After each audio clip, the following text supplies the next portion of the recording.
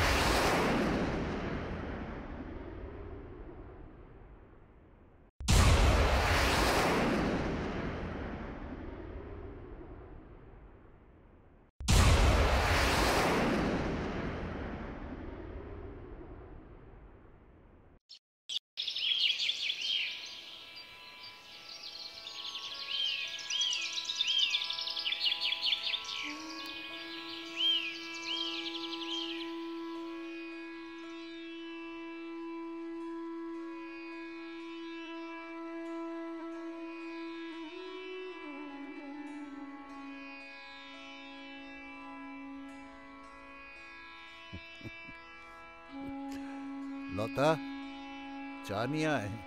আসছি।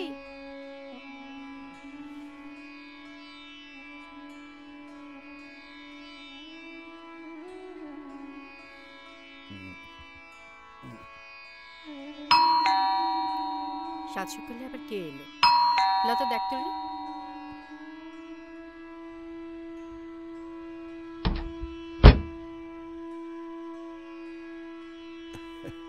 আরে দত্ত, এসো এসো এসো এসো, বসো।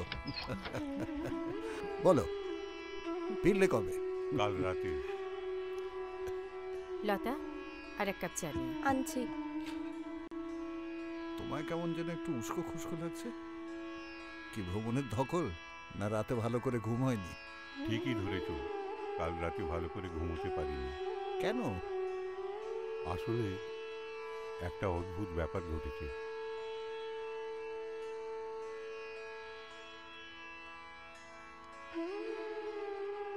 কিরকম? কাশী, বৃন্দাবন, আগ্রা ঘুরে উত্তরাখণ্ডে পৌঁছলাম। ওখানে গিয়ে লোক মুখে শুনলাম এক প্রত্যন্ত এলাকায় এক সাধু থাকে। বয়স তার 100-রও বেশি। তিনি নাকি মুখ দেখে সব বলতেও পারেন, আর সবার ইচ্ছাও পূরণ করতে পারেন। আর সবচেয়ে বড় কথা, উনি বাঙালি। ইন্টারেস্টিং। তা গেলে নাকি দেখা করতে? হ্যাঁ, কৌতূহল দমন করতে না পেরে একদিন গিয়ে হাজির হলাম। জনমানবহীন জঙ্গলে একাকী বসেছিলেন। গিয়ে প্রণাম করতেই বললেন, বল, কি চাই তোর? বাবা, আমি খুব কষ্টে আছি, কৃপা করুন আমায়। তোর অর্থের কি প্রয়োজন? একমাত্র মেয়ের ভালো বিয়ে দিয়েছিস, স্ত্রী গত হয়েছেন, ভালো পেনশন পাস, তোর অর্থের কি প্রয়োজন? এত টাকা কিসের দরকার? বাবা, আপনি তো সবই জানেন, আমার অনেক দেনা। ঘোড়ার পেছনে ছোটা বন্ধ কর। শোন, বেশি লোভ করবি না। লোভ থেকে আসে পাপ, পাপ ডেকে আনে মৃত্যুকে। জুয়া, রেস এসব বন্ধ কর। ভগবানের সেবায় মন দে, শান্তি পাবি। বাবা, আমি অনেক দূর থেকে এসেছি, আমাকে নিরাশ করবেন না। আপনি তো সবার ইচ্ছাই পূরণ করেন। ঠিক আছে, তোর ইচ্ছাও পূরণ হবে। এই বলটা নে। এই বলটা হাতে নিয়ে তোর ইচ্ছার কথা বলবি, পূরণ হবে। মারা মানুষ বাঁচানো ছাড়া তুই যা চাইবি তাই পাবি। তবে হ্যাঁ, শুধুমাত্র 3টি ইচ্ছে। কিন্তু আবারও বলছি, লোভ করবি না। নে।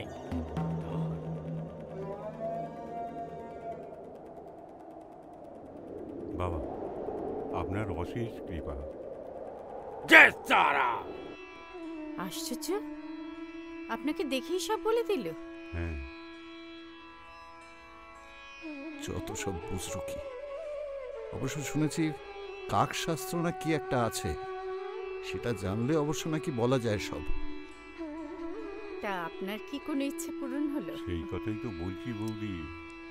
কাল ফিরতে ফিরতে বেশ রাত হলো, ক্লান্তও ছিলাম। ভাবলাম আজ সকালে তান্ত্রিকের কথাটা পরীক্ষা করে দেখব। সেই মতো শুয়ে পড়লাম। দুদিন ট্রেন জার্নির ধকল, শুতে না শুতেই ঘুম। রাত তখন কত জানি না, হঠাৎ ঘুম ভেঙে গেল।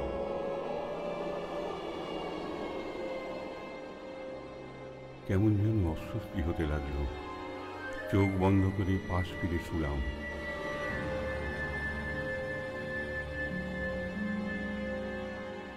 কিন্তু ঘুম আর আসে না।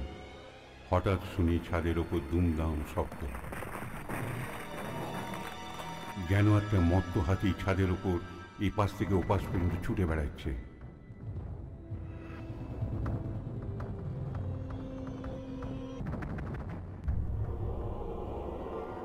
হঠাৎ দেখি দেয়ালে টাঙানো ঝোলাটা, যেটার মধ্যে সাধুর বলটা ছিল, পেন্ডুলামের মতো এদিক ওদিক দুলছে, আর সাধুর গলা ভেসে এলো। শোন শোন শোন, বেশি লোভ করবি না। লোভ থেকে আসে পাপ, পাপ পাপ পাপ ডেকে আনে মৃত্যুকে, মৃত্যুকে মৃত্যুকে মৃত্যুকে মৃত্যুকে। জয় মা দুর্গা, জয় মা দুর্গা, জয় মা দুর্গা, জয় মা দুর্গা, জয় মা দুর্গা, জয় মা দুর্গা, জয় মা দুর্গা। চোখ বন্ধ করে পাশ ফিরে শুয়ে পড়লাম। সকালে ঘুম থেকে উঠতেই বলটা নিয়ে বেরিয়ে পড়লাম সোজা গঙ্গায় বিসর্জন দেব বলে। কাজ নেই বাবা আমার ইচ্ছা পূরণ করে। পথে তোমার বাড়ির সামনে এসে মনে হলো তোমার সঙ্গে একবার দেখা করে সব বলে যাই। সেটা বেশ করেছো। দেখি দেখি বলটা। পকেটেই নিয়ে এসেছি। জঙ্গলমহলে ভয়াবহ ল্যান্ডমাইন বিস্ফোরণ। গতকাল রাতে জঙ্গলমহলে মাওবাদীদের পুঁতে রাখা ল্যান্ডমাইন বিস্ফোরণে টহলদারি পুলিশের একটি বেশ জিপ দেখতে কিন্তু সম্পূর্ণরূপে কোয়াইট ক্ষতিগ্রস্ত। ইন্টারেস্টিং। Sorry। দেখো দত্ত, আমি হচ্ছে গতকাল খাঁটি রাতে কমিউনিস্ট। জঙ্গলমহলে মাওবাদীদের পুঁতে ভূত রাখা ভগবান ল্যান্ডমাইন এসব কিচ্ছু বিস্ফোরণে মানি না। টহলদারি পুলিশের একটি জিপ সম্পূর্ণভাবে ক্ষতিগ্রস্ত। তোমার অবশ্য হয়। আপত্তি না জিপে থাকলে এই টহলরত বলটাকে সাব আমি ইন্সপেক্টর রণজয় শোপিস ব্যানার্জি সহ হিসেবে দুই রেখে দিতে কনস্টেবল চাই। হাবিবুর রহমান না, ও না, রাম আমার সিংহ আপত্তি নেই। ঘটনাস্থলে প্রাণ হারান। কিন্তু ভেবে দেখো, অপর কনস্টেবল এই জিনিস রামাপদ তুমি ঘরে রায়কে রাখবে কিনা? আশঙ্কাজনক অবস্থায় আলবাত দ্রুত রাখবো। হাসপাতালে নিয়ে যাওয়া হয়। আমি পুলিশ বুজরুকি সূত্রে মানি না। খবর, গতকাল রাত 10টা কাল নাগাদ রাত থেকে এসআই তোমার রণজয় ব্যানার্জির নেতৃত্বে মাত্রাটা একটু- পুলিশ জঙ্গলে রুটিন তল্লাশি চালাতে যায়। তুমিও না? সেই সময় মাওবাদীদের পাতা ল্যান্ডমাইনের উপর বলছি জিপের দত্তদা, চাকা পড়ায় আপনি তো অনেকদিন বাদে এলেন বিস্ফোরণে এখানে। জিপটি উড়ে যায়। আজ কিন্তু লাঞ্চ করে যাবেন আমাদের বাড়িতে। আজ না বৌদি, অনেকদিন বাদে ফিরলাম তো, বেশ কয়েক জায়গায় যেতে হবে। কাল সকালে আবার বর্ধমানে বোনের বাড়ি গিয়ে কদিন থাকতে হবে। পরে একদিন হবে এখন। ঠিক আছে, তাহলে সকালে টিফিনটা করে যাও। আচ্ছা আচ্ছা, ঠিক আছে।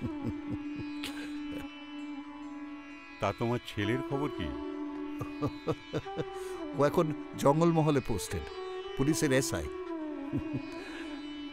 খুব শিগগিরই অবশ্য এখানে ট্রান্সফার হয়ে আসছে। এরপরে এখান থেকেই যাতায়াত করবে। তা এবার ছেলের বিয়ে দাও।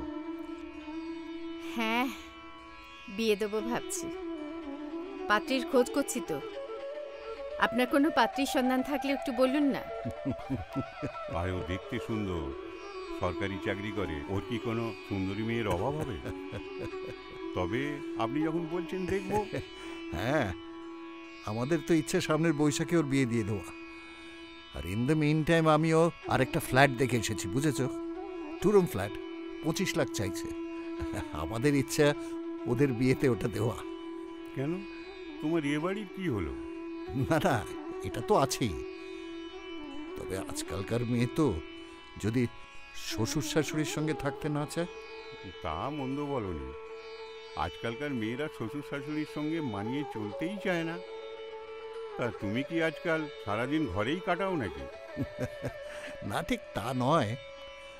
তবে এই দুপুরে খেয়ে একটা ভাত খুব দিই, তারপরে ক্লাবে গিয়ে একটা তাস পিটি। তবে অবশ্য তোমার মতো ঘোড়ার রোগ থাকলে বিকেলটা মাঠেই কাটাতাম। রক্ষে করো বাবা।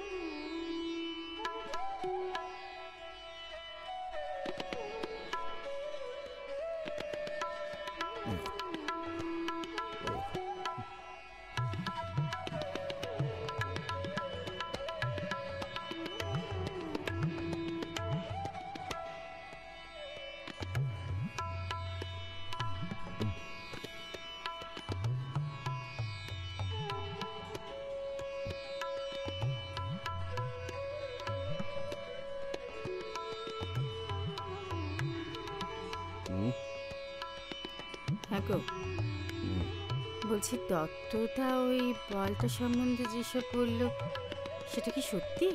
তোর ওসব আষাঢ়ে গল্প, আমি ওসব বিশ্বাস করি না। তুমি যদি চাও একবার পরীক্ষা করে দেখতে পারো। একবার দেখোই না। বলছো? ঠিক আছে, বলছো যখন একবার ট্রাই করি, দেখি না।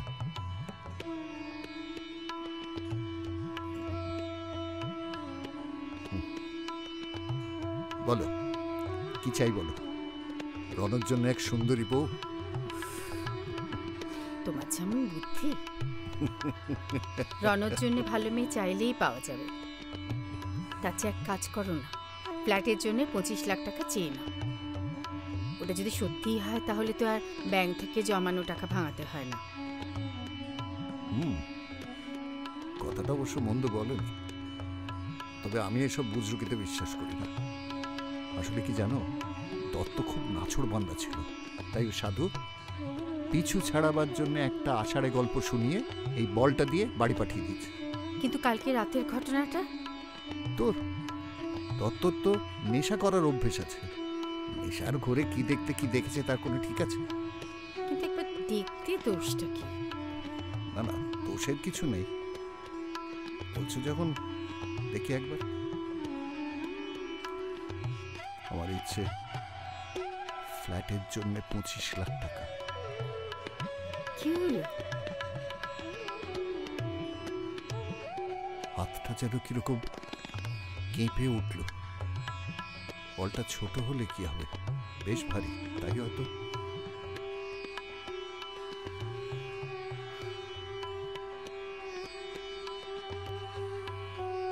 যাক, দেখো হয়তো রাতের বেলায় তোমার পালিশের তলায় 25 লাখ টাকা রেখে যাবে। তাহলে তো ভালোই। তারপর না হয় আরো দুটো ইচ্ছে ঠিক ভেবে চিনতে চেয়ে নেওয়া যাবে। তুমিও যেমন যত সব বুঝো। যাকে বাদ দাও তো, চলো চলো শুতে চলো। ও বাবা, অনেক রাত হয়ে গেল, চলো চলো।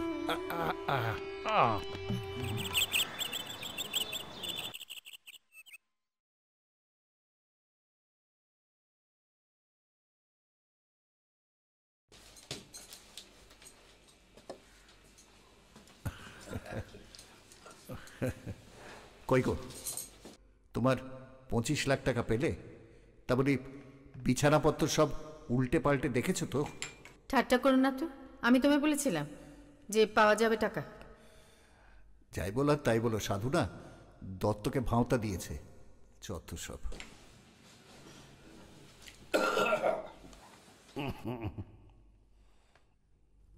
জঙ্গলমহলে ভয়াবহ ল্যান্ডমাইন বিস্ফোরণ।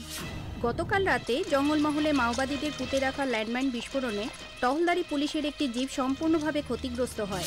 জিপে টহলরত সাব ইন্সপেক্টর রণজয় ব্যানার্জি সহ 2 কনস্টেবল হাবিবুর রহমান ও রাম সিংহ ঘটনাস্থলে প্রাণ হারান। আশঙ্কাজনক অবস্থায় দ্রুত হাসপাতালে নিয়ে যাওয়া হয়। পুলিশ সূত্রে খবর, গতকাল রাত 10টা নাগাদ এসআই রণজয় ব্যানার্জির নেতৃত্বে পুলিশ জঙ্গলে রুটিন তল্লাশি চালাতে যায়। সেই সময়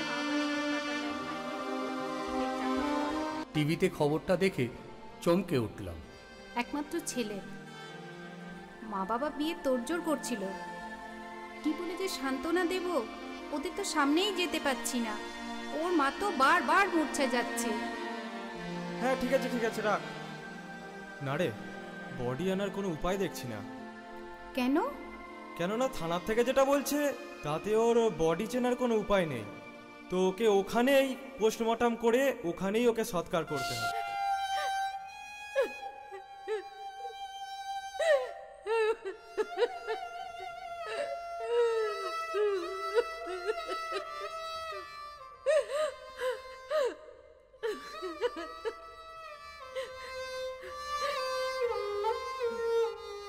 একটু শান্ত হন।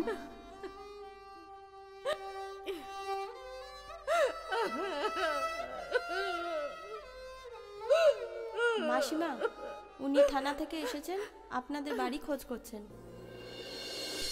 আমি বান্দোয়ান থানা থেকে আসছি। রণজয় আমাদের কলিগ ছিল। বসুন।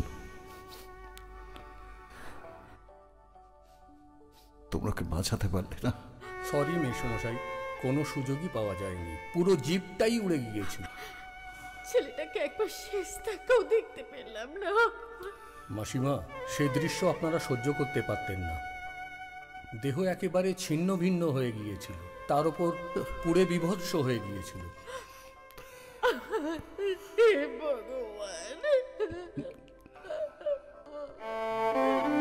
মেসমশাই, বড় সাহেব আমাকে এখানে পাঠিয়েছেন এই চেকটা আপনাকে দেবার জন্য। কিসের চেক?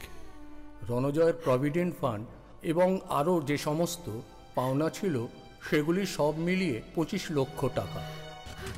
25 লাখ? আমার ইচ্ছে ফ্ল্যাটের জন্য 25 লাখ টাকা। প্লিজ নিন এটা।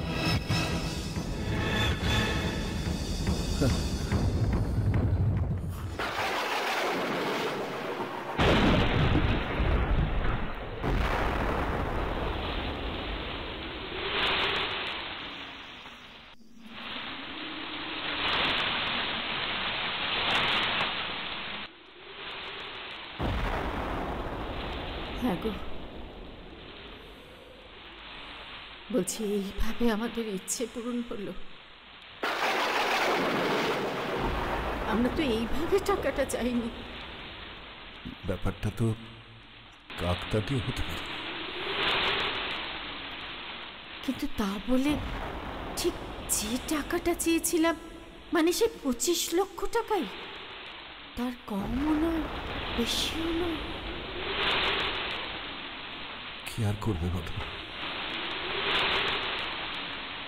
হ্যাঁ গো, এখনো তো দুটো ইচ্ছে পূরণ হতে পারে। তান্ত্রিক বলেছিল না যে কোনো 3টে ইচ্ছে পূরণ হবে। হ্যাঁ, কিন্তু কেন? দাঁড়াও 1 মিনিট।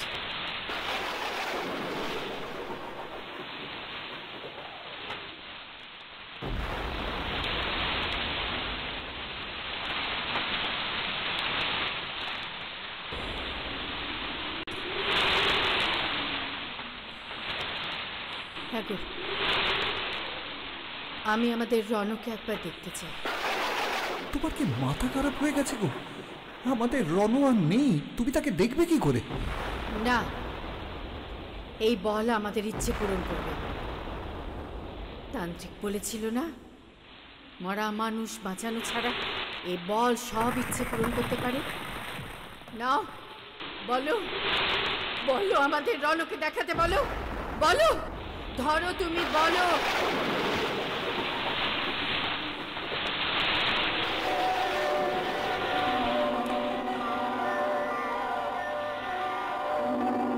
আমার ইচ্ছে আমরা আমাদের রণকে দেখতে চাই।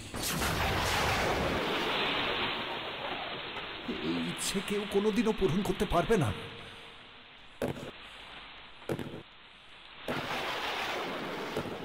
কার পায়ের শব্দ আসছে না? তোমার তোমার কি হয়েছে? এটা ঝড়জলের আওয়াজ না, আমি স্পষ্ট শুনলাম পায়ের শব্দ।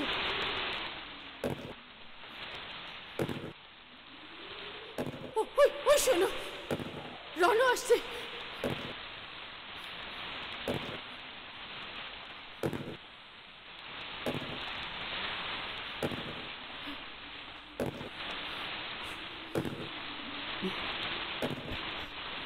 সে দৃশ্য আপনারা সহ্য করতে পারতেন না, দেহ একেবারে ছিন্ন ভিন্ন হয়ে গিয়েছিল।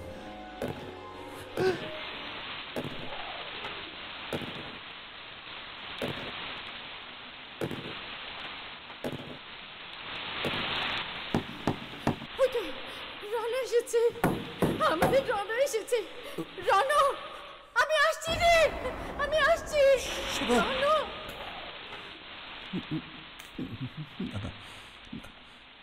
কি হতে পারে? দৃশ্য সহ্য করতে পারবে না। এখনো আমাদের একটা ইচ্ছে বাকি, আর শেষ ইচ্ছে রণকে আমরা এভাবে দেখতে চাই না।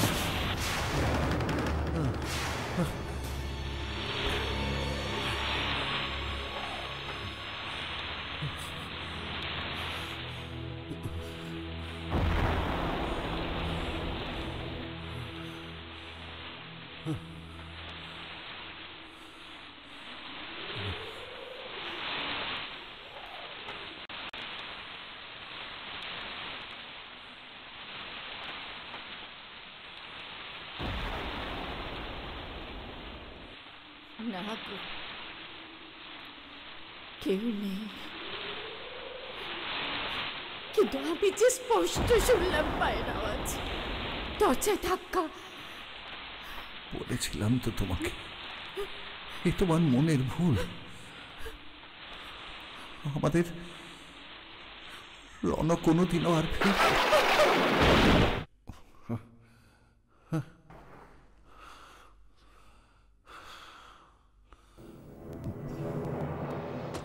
রণ,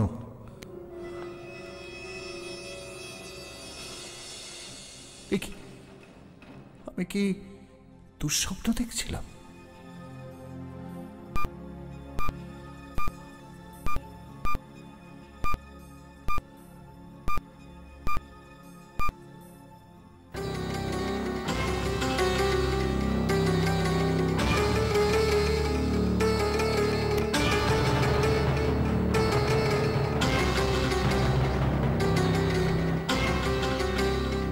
রণ, ফোনটা ধর।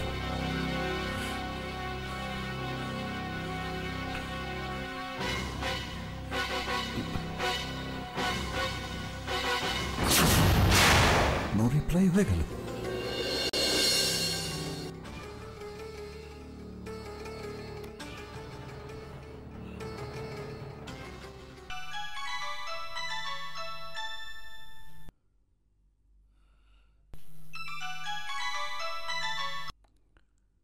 হ্যাঁ বাবা বলো। রণ, কেমন আছিস বাবা? ফোনটা ধরছিলি না কেন? হ্যাঁ বাবা ভালো আছি, অ্যাকচুয়ালি আমি একটু বাইরে ছিলাম তাই ফোনটা ধরতে পারিনি। আচ্ছা বাবা, তোমার গলাটা এরকম লাগছে কেন? শরীর কি তোমার খারাপ নাকি? না, আমি ঠিক আছি। তুই কবে আসছিস বলতো? এই তো রবিবারে যাব। আচ্ছা আচ্ছা, তোর ট্রান্সফারের ব্যাপারটাই বা কি হয়েছে? হয়ে যাবে, আজকালের মধ্যেই অর্ডারটা পেয়ে যাব। যাক বাবা, সাবধানে থাকিস, ভালো থাকিস বাবা। হ্যাঁ, আমি রাখছি তাহলে। ঠিক আছে।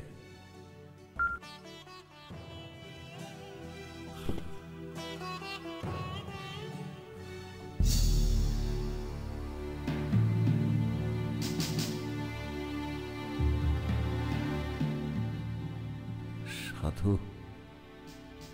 ঠিকই বলেছে,